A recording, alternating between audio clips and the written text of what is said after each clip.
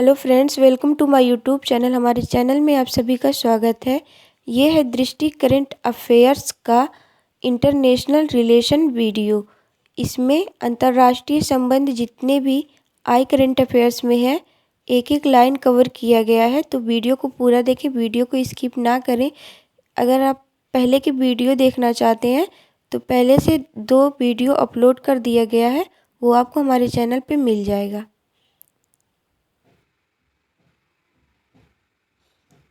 अंतर्राष्ट्रीय संबंध भारत और जापान। 20 से 21 मार्च 2023 के मध्य जापान के प्रधानमंत्री फूमियो किशिदा भारत की आधिकारिक यात्रा पर रहे। श्री किशिदा की यह भारत यात्रा अनौपचारिक थी और यह भारत जापान के मध्य वर्ष 2006 से आयोजित किए जा रहे हैं वार्षिक द्विपक्षीय शिखर सम्मेलन का भाग नहीं थी। ज्ञातव्य है कि 14वां भारत जापान वार्षिक शिखर सम्मेलन मार्च 2022 में आयोजित किया गया था। उल्लेखनीय है कि वर्ष 2022 में भारत जापान राजनयिक संबंधों की स्थापना की 70वीं वर्षगांठ मनाई गई थी। वर्ष 2023 में जहां भारत G20 का अध्यक्ष है, वहीं जापान G7 का अध्यक्ष है। उल्लेखनीय है कि राष्ट्राध्यक्षों एवं शासन प्रमुख का 18वां G20 शिखर सम्मेलन 9 से 10 दिसंबर 2023 के दौरान नई दिल्ली में आयोजित होगा। G7 शिखर सम्मेलन 2023 9 से 21 मई 2023 के मध्य हिरोशिमा जापान में आयोजित होगा। G20 का जो शिखर सम्मेलन होगा वो 9 से 10 दिसंबर 2023 दिल्ली में होगा और G7 का जो है वो 19 से 21 मई के बीच मध्य हिरोशिमा जापान में आयोजित होगा। इस यात्रा के दौरान 2023 को भारत जापान पर्यटन वर्ष के रूप में घोषणा करने की योजना की गई। भारत ऑस्ट्रेलिया। 8 से 11 मार्च 2023 के मध्य ऑस्ट्रेलिया के प्रधानमंत्री एंथोनी अल्बनीज़ ने भारत की राजकीय यात्रा की संपन्न 1 मई 2022 में ऑस्ट्रेलिया के प्रधानमंत्री का पद ग्रहण करने के बाद श्री अल्बनीज़ की यह भारत की पहली आधिकारिक यात्रा थी। 8 मार्च 2023 को होली के दिन अल्बनीज़ अपनी भारत यात्रा पर अहमदाबाद, गुजरात पहुंचे। 9 मार्च 2023 को श्री अल्बनीज़ प्रधानमंत्री नरेंद्र मोदी के साथ अहमदाबाद नरेंद्र मोदी स्टेडियम में भारत एवं ऑस्ट्रेलिया के मध्य खेले गए बॉर्डर गावस्कर ट्रॉफी के चौथे एवं अंतिम टेस्ट मैच के दौरान उपस्थित रहे। 9 मार्च 2023 को श्री अल्बनीज़ ने मुंबई का दौरा किया। 10 मार्च 2023 को दोनों देशों के प्रधानमंत्री के मध्य एक नई दिल्ली में प्रथम ऑस्ट्रेलिया वार्षिक शिखर सम्मेलन का आयोजन किया गया। संघ यात्रा के दौरान दोनों देशों के मध्य 4 दस्तावेजों का आदान प्रदान किया गया। पहला है ऑडियो विजुअल सह उत्पादन समझौता, दूसरा खेलों में सहयोग पर समझौता ज्ञापन, तीसरा है नवाचार में सहयोग बढ़ाने हेतु भारत के अटल इनोवेशन मिशन तथा ऑस्ट्रेलिया के राष्ट्रमंडल वैज्ञानिक एवं औद्योगिक अनुसंधान संगठन के मध्यम आशय पत्र, चौथा 2 कार्यबलों यथा सोलर टास्क फोर्स एवं हरित हाइड्रोजन टास्क फोर्स की स्थापना। भारत एवं ऑस्ट्रेलिया के नवाचार परितंत्र को एक साथ लाने के उद्देश्य से भारत ऑस्ट्रेलिया नवाचार एवं प्रौद्योगिकी चुनौती की घोषणा की गई है। 1 मार्च 2023 को 15 दिवसीय प्रथम जनरल रावत ऑस्ट्रेलिया युवा अधिकारी रक्षा विनिमय कार्यक्रम आरंभ हुआ था। 2 मार्च 2023 को योग्यताओं को पारस्परिक मान्यता देते हुए भारत एवं ऑस्ट्रेलिया के मध्य एक ढांचागत तंत्र पर हस्ताक्षर किए गए थे।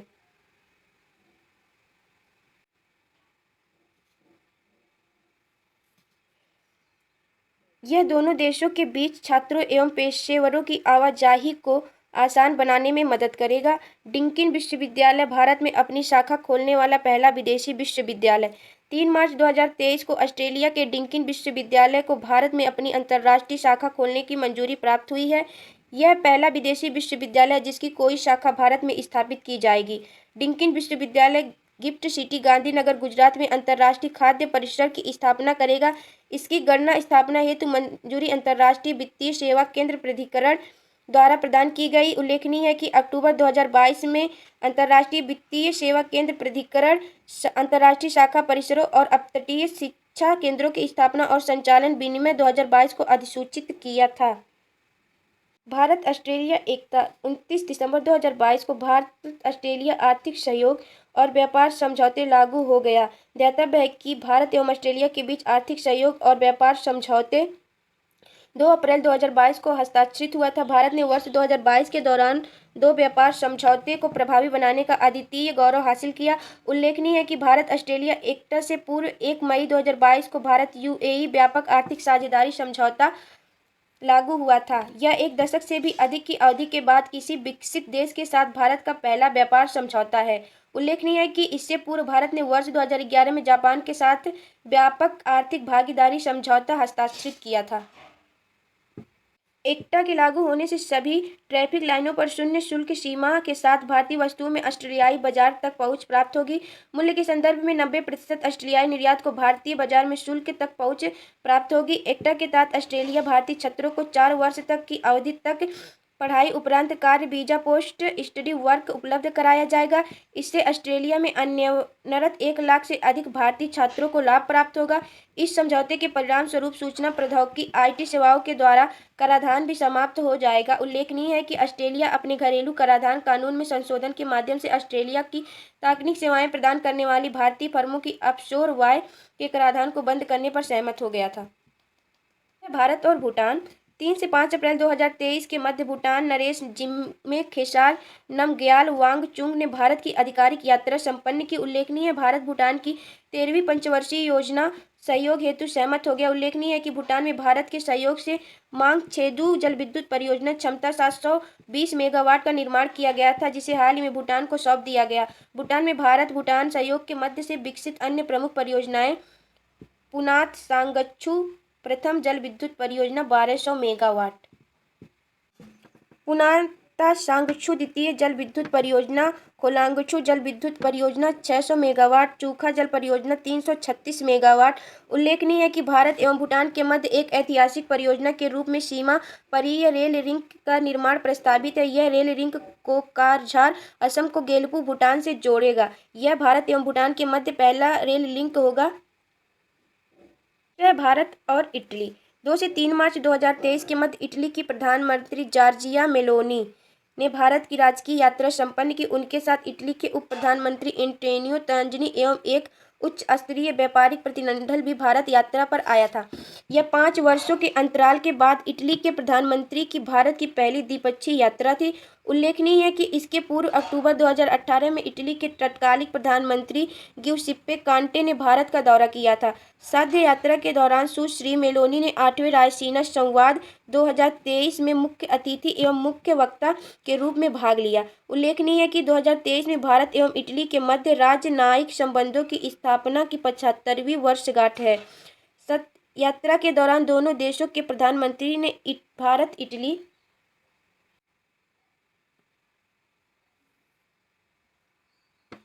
संबंधों को राजनीतिक भागीदारी के स्तर तक उन्नत करने का निर्णय लिया। यात्रा के दौरान कुछ महत्वपूर्ण परिणाम: पहला, विज्ञान प्रौद्योगिकी एवं अकादमिक स्तंभ के अंतर्गत इटली भारत प्रशांत समुद्रिक पहल में शामिल। दूसरा, प्रवासन एवं गतिशीलता माइग्रेशन एंड मोबिलिटी पर आश्रय की घोषणा। तीसरा, Bharat Italy startup bridge India Italy startup bridge की घोषणा। रविंद्र भारती विश्वविद्यालय कोलकाता एवं स्थित इटली के वाणिज्यिक दूतावास के बीच। नेक्स्ट है भारत जर्मनी 25 से 26 फरवरी 2023 के मध्य जर्मनी के चांसलर ओलाफ शोल्ज ने भारत की राजकीय यात्रा संपन्न की। अपनी भारत यात्रा पर 25 फरवरी को नई दिल्ली पहुंचने के बाद उन्होंने 26 फरवरी 2023 को बेंगलुरु का दौरा किया। वर्तमान भूमिका जर्मन चांसलर में श्री शोल्ज की यह पहली यात्रा थी। उल्लेखनीय है कि इससे पूर्व वे वर्ष 2012 में हैम्सबर्ग शहर के मेयर के रूप में भारत में आए थे। साथ ही यह वर्ष 2011 में वार्षिक अंतर सरकारी परामर्श तंत्र के शुरू होने के बाद से किसी जर्मन चांसलर की पहली यात्रा थी।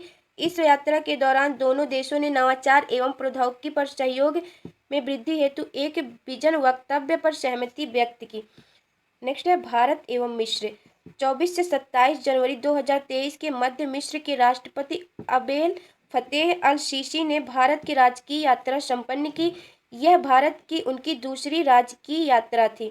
उल्लेखनीय है कि इसके पूर्व श्री सीसी अक्टूबर 2015 में तीसरी भारत अफ्रीका के फोरम समिट में भाग लेने हेतु सितंबर 2016 में राजकीय यात्रा पर भारत आए थे।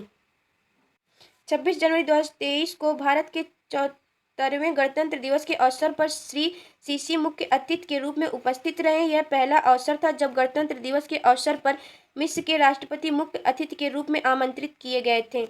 मिस्र की सेना एक सैन्य टुकड़ी ने भी गणतंत्र दिवस परेड में भाग लिया। उल्लेखनीय है कि वर्ष 2023 में भारत एवं मिस्र के बीच राजनयिक संबंधों की स्थापना के 75 वर्ष पूरे हो गए। वर्ष 2023 में भारत G20 की अध्यक्षता के दौरान मिस्र को अतिथि गेस्ट कंट्री के रूप में आमंत्रित किया है। यात्रा के दौरान भारत मित्र संबंधों को राजनीतिक भागीदारी तक उन्नत करने की घोषणा की गई, जिसमें राजनीतिक, सुरक्षा, रक्षा, ऊर्जा एवं आर्थिक क्षेत्र शामिल हैं। संघ यात्रा के दौरान विभिन्न क्षेत्रों में 5 OUs पर सहमति बनी, जो निम्नवत है। पहला, साइबर सुरक्षा के क्षेत्र; दूसरा, सूचना प्रौद्योगिकी के क्षेत्र; तीसरा, सांस्कृतिक कल्चर के क्षेत्र; चौथा, युवा मामलों में सहयोग के क्षेत्र; पांचवा, प्रशासन सहयोग के क्षेत्र में। उल्लेखनीय है कि भारत को सितंबर 2023 में प्रस्तावित मिस्र के त्रिसेवा अभ्यास ब्राइट स्टार में भाग लेने हेतु आमंत्रित किया गया है। भारत एवं बांग्लादेश। 5 से 8 सितंबर 2022 के मध्य प्रधानमंत्री हसीना ने भारत की राजकीय यात्रा संपन्न की। यात्रा के दौरान जल शक्ति मंत्रालय, भारत सरकार